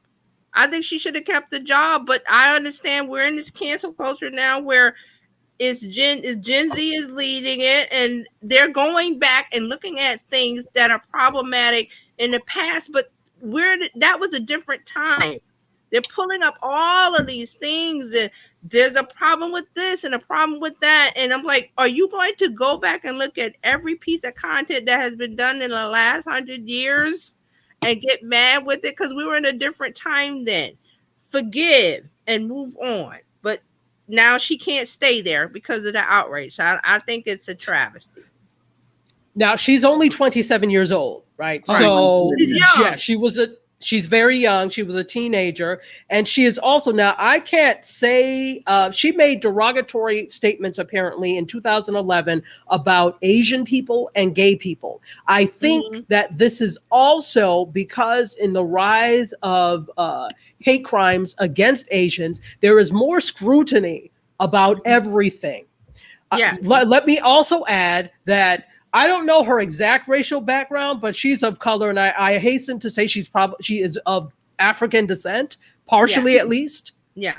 So she probably says that she's Black. I don't know how she characterizes herself. Right. But so that's another part to this. Well, does race have anything to do with this? Go ahead. Well, Jerry Scott over here on Facebook says, They need to move on. And then she says, maybe she will get a better job. Let us pray, Jerry. Yeah. So that's the opinion over here on Facebook. Okay. Okay. So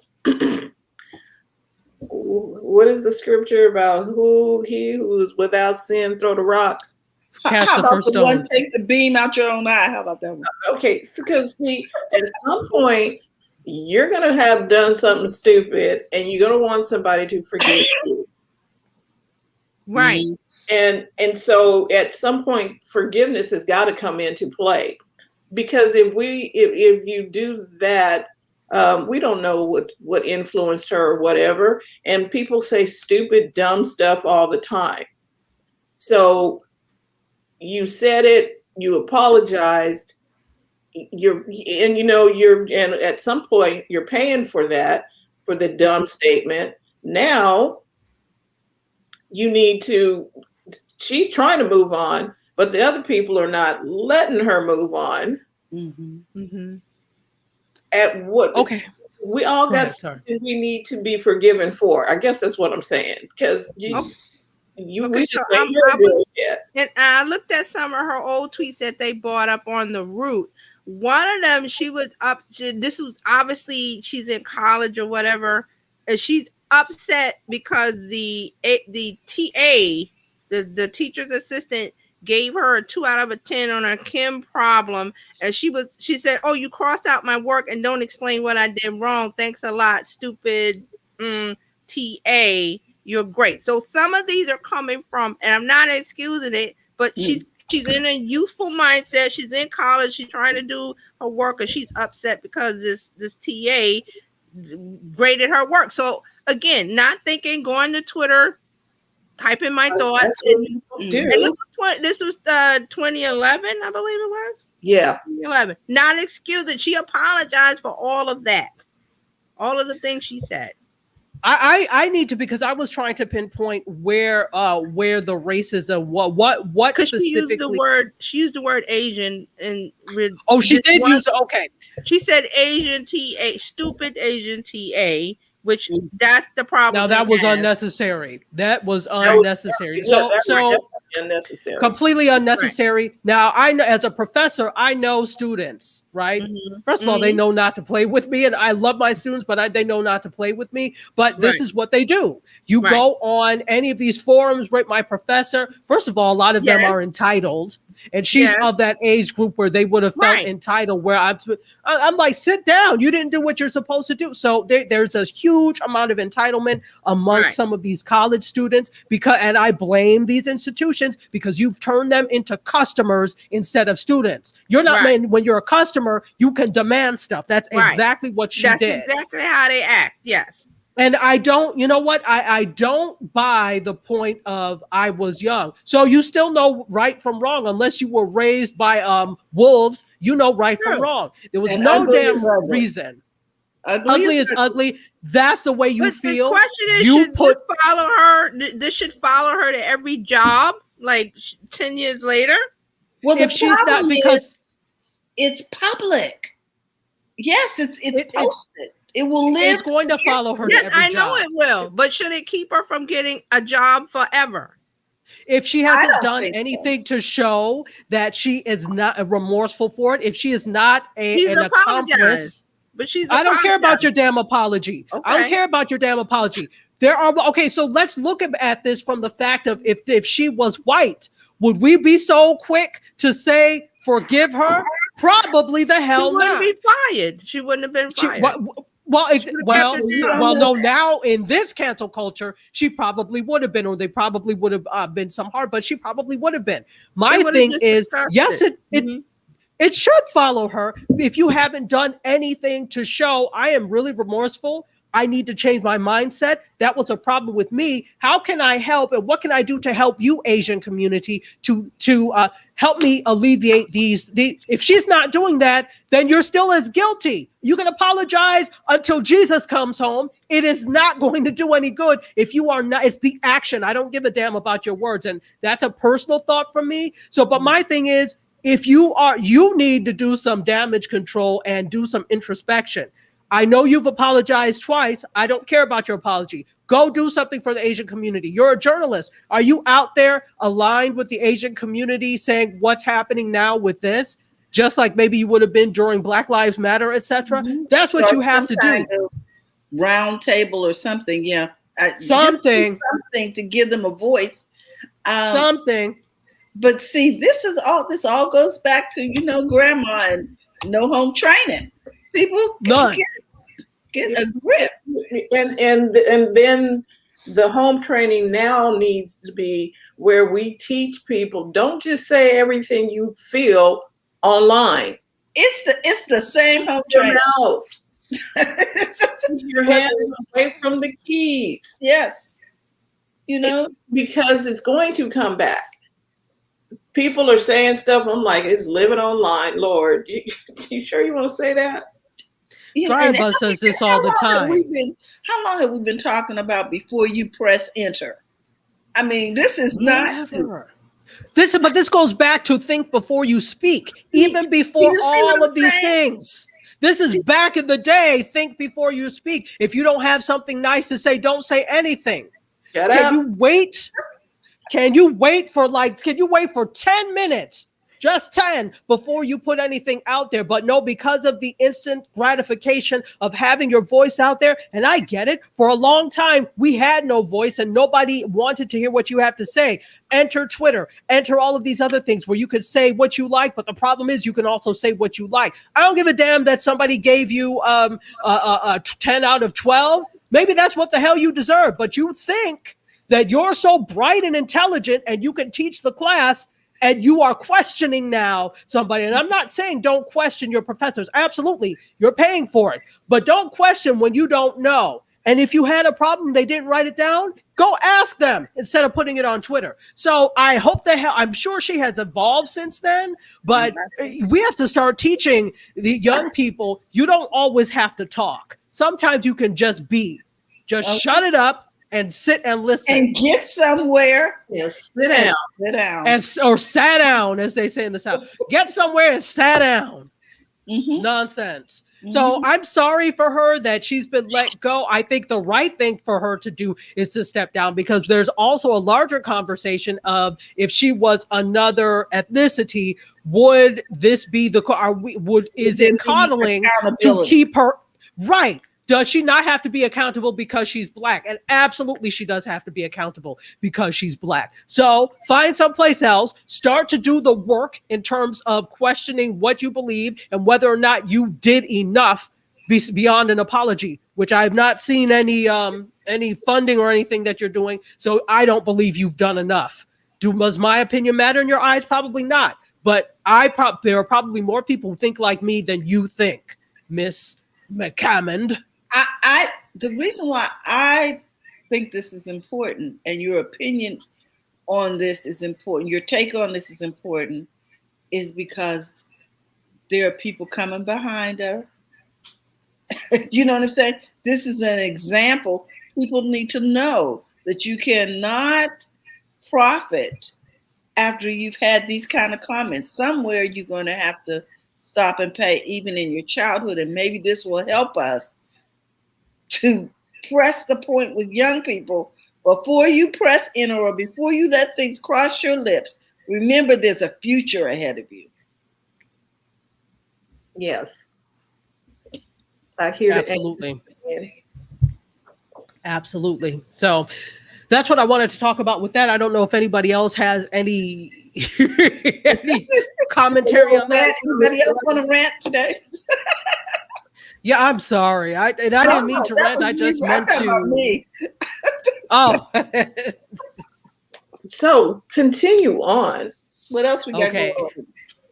Yeah, there's a few other things that I would like to talk about. Let's talk about YouTube. YouTube Shorts in beta has kicked off in the US. They said last month that they were going to bring Shorts about. Now, Shorts is their answer to TikTok and Instagram Reels. really TikTok, because TikTok is on the top of the heap with that type of social media platform right now.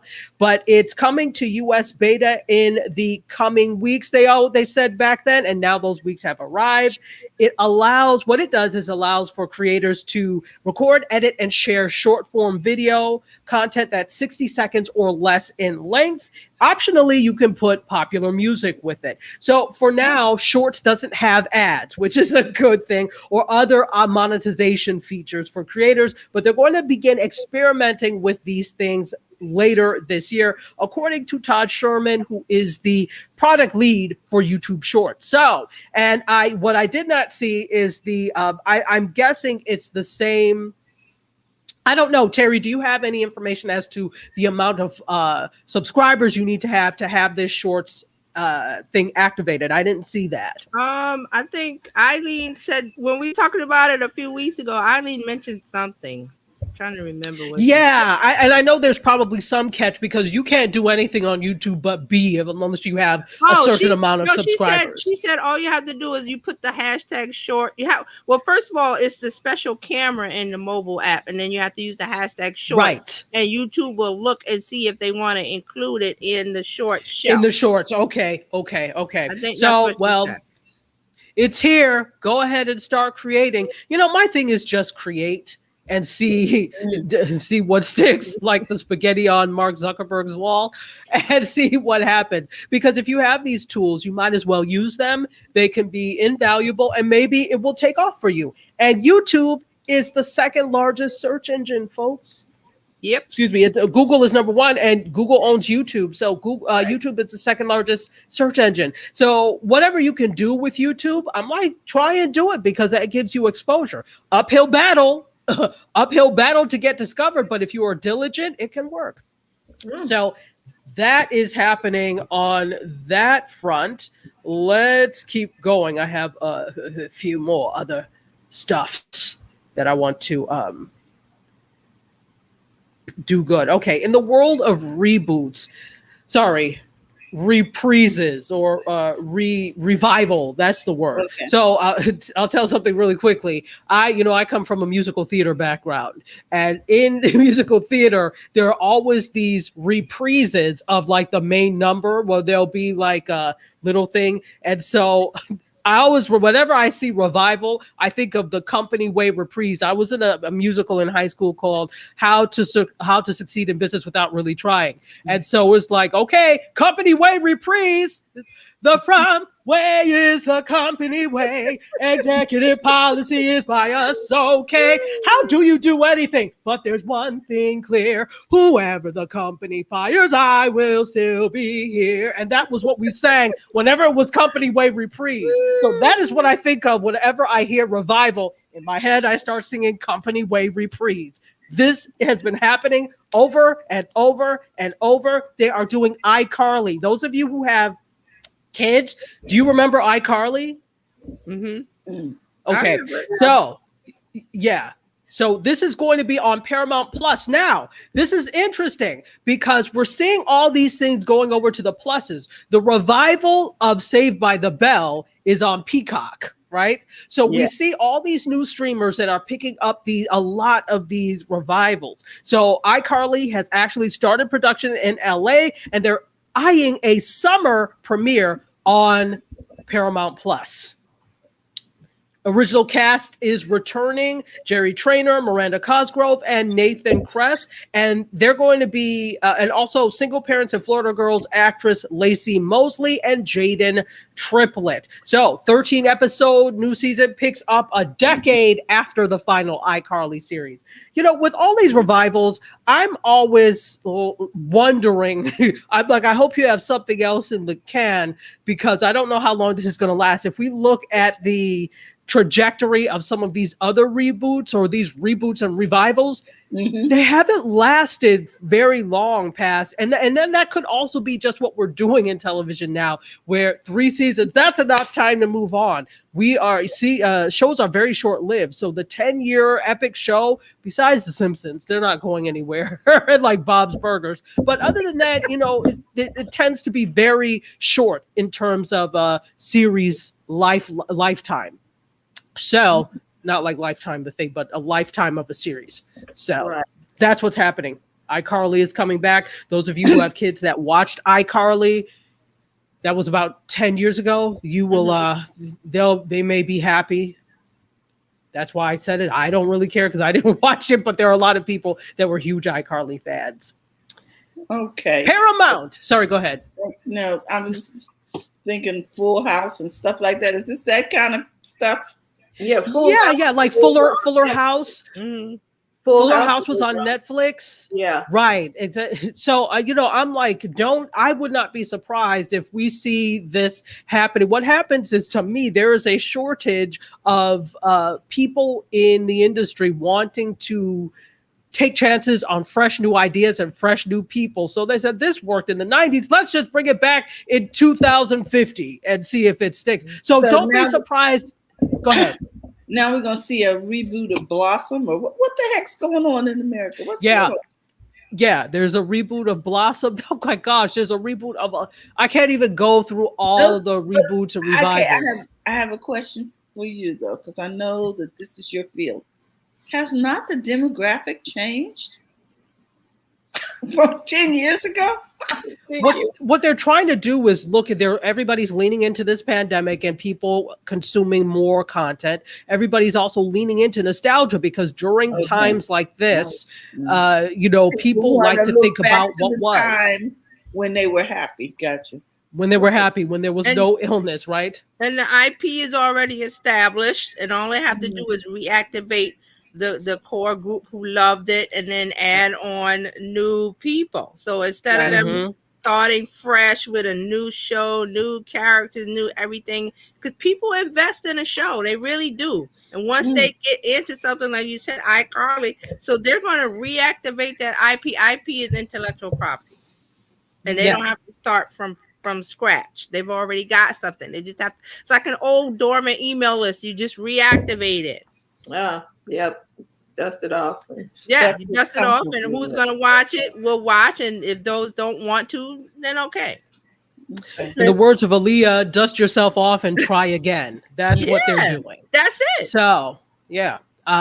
But don't be surprised if even after a lot of these series end for the second time, I can probably promise you they will try again for a third to activate a new generation of television watch or content. It's not just about TV, but content watchers to see if they can reinvigorate them. What I need is for Reading Rainbow to come back so kids can read some damn books. Can we do that? Okay. And stop charging us for Sesame Street. Exactly, unless you want to wait 9 months and then you could watch the other ones on PBS. But first, right of first refusal goes to HBO. So wow, they have purchased it. Sesame Street. Yep, that's wow. And it was what's annoying is it was produced by PBS. It started in Pittsburgh, Pennsylvania with what's his name with the sweater? Mr. Rogers.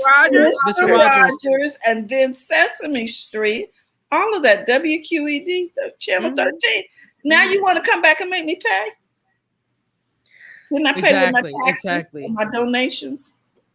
Well, but this is the thing. We also have to look at what is the nature of public television. Public television is quasi-governmental, so they get some government money from like the National Endowment for the Arts, the Corporation for Public Broadcasting. They get some money, but really not enough to run their operation. So that's why they always come on, hey, boys and girls, could you go and get your parents for a moment? We have a very special message for them. And like a dummy, I used to do it. I was like, Mommy, they said they have a message. I would bring her to that. She would be look at us and then just leave. But they do a lot of pledge drives and fundraising because that's how they make up. They have to. They don't make enough money otherwise. They don't have subscriptions. They were well funded years ago. Years ago. They were well funded by the government, and I remember that was a big deal when they got the cost cut, and that's when you started seeing all more pledge drives because they weren't doing that before because they were well funded from the government. Exactly. So now what they did was they just sold the content. They did.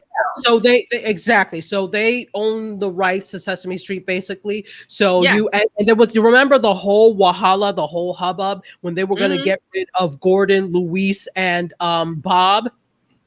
Yeah. Because they were like, you know, we were like, hell no, we will burn down HBO before you get rid of Gordon, Luis, and Bob. Exactly. Okay? Exactly. So they're still there. But I was like, how the hell did you think you were going to make that fly? That's not being in touch with your audience. It's not just about kids. It's people who revered and loved Sesame Street. That's how I learned a lot of Spanish. I lived on the border with Canada. That's how I learned French, because they did a French version in Canada. So just the they had a black Muppet, Roosevelt Franklin, who taught us about Africa. I was blown. Okay.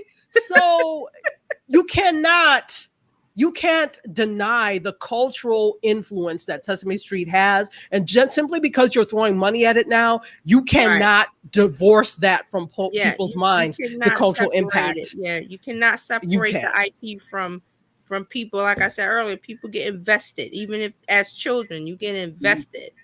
You get invested in exactly. That. So, exactly. Nightly. So.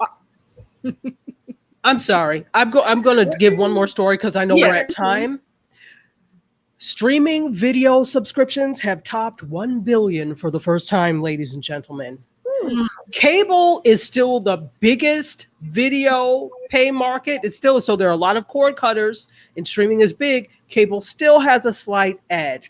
But this whole 1 billion subscriptions is likely driven because of the pandemic, right? The stay at home, play at home, all of that, global online video subscriptions, 1 bill for the first time, that type of thing. So, but traditional cable remains the biggest video market worldwide. And this is according to MPA's Theme 2020 report, that online video subscriptions reached 1.1 billion globally, up 26% year over year.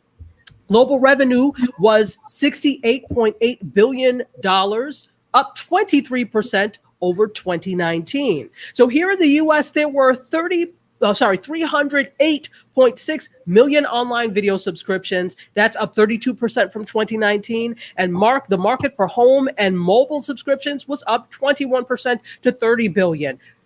Big, but cable still has the highest revenue pay TV global market. It represents 116 billion in 2020. So if streaming doesn't get it together, they won't continue to grow. So I found this interesting. We'll go back to the cord.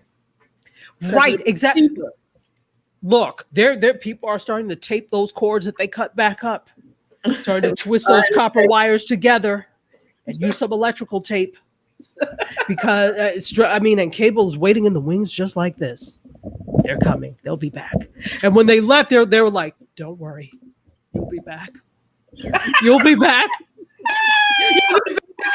They were just like that. So yeah, I'm a little dramatic. So,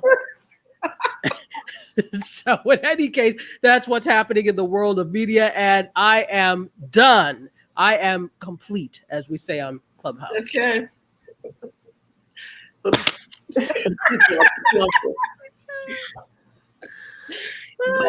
you all for insightful conversation and presentation. I want to thank everybody who's listening over on Clubhouse, on Twitter Spaces, on BizChicks, and Terry Johnson online. Thank you everybody who's over here on the live stream. And I guess now live stream includes audio because it's not just video anymore. Yes, absolutely, absolutely. Yes. Live stream is different now. So recorded live stream. Yes. Gary and Dee and everybody, our new friends from over on Clubhouse who watching us on BizChicks.live, on YouTube, Facebook. And TJ, has Twitter gone to Twitter live now or what? Because I'm waiting to hear. I haven't heard anything about Periscope and Twitter yet, but soon. All we know is that Periscope is ending on the 31st, but no, Twitter hasn't said a damn thing about, okay, well, how do you migrate those live people? I'm waiting because I do want to continue with Twitter, but you know, you can kick rocks and make stone soup if. I was wondering because sometimes when I went to go back in the feed to go look at it, it said the video is no longer available, and I'm like, I see that. I was like, what do you mean it's no longer available?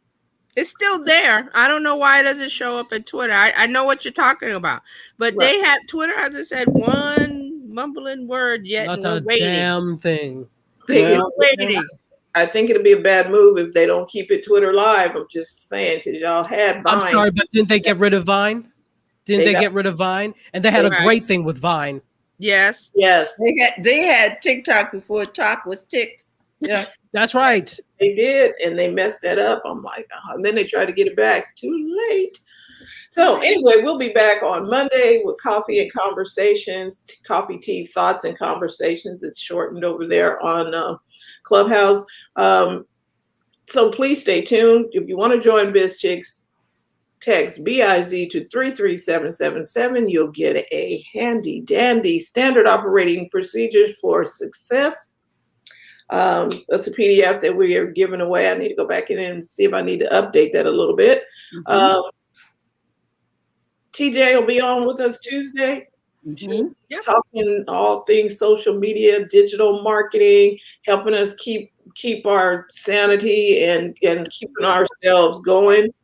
And you can find her at Terry Johnson online everywhere. Terry Johnson online everywhere. Dr. Tachi has Media Scope on Wednesdays at 6 p.m. Eastern. Correct.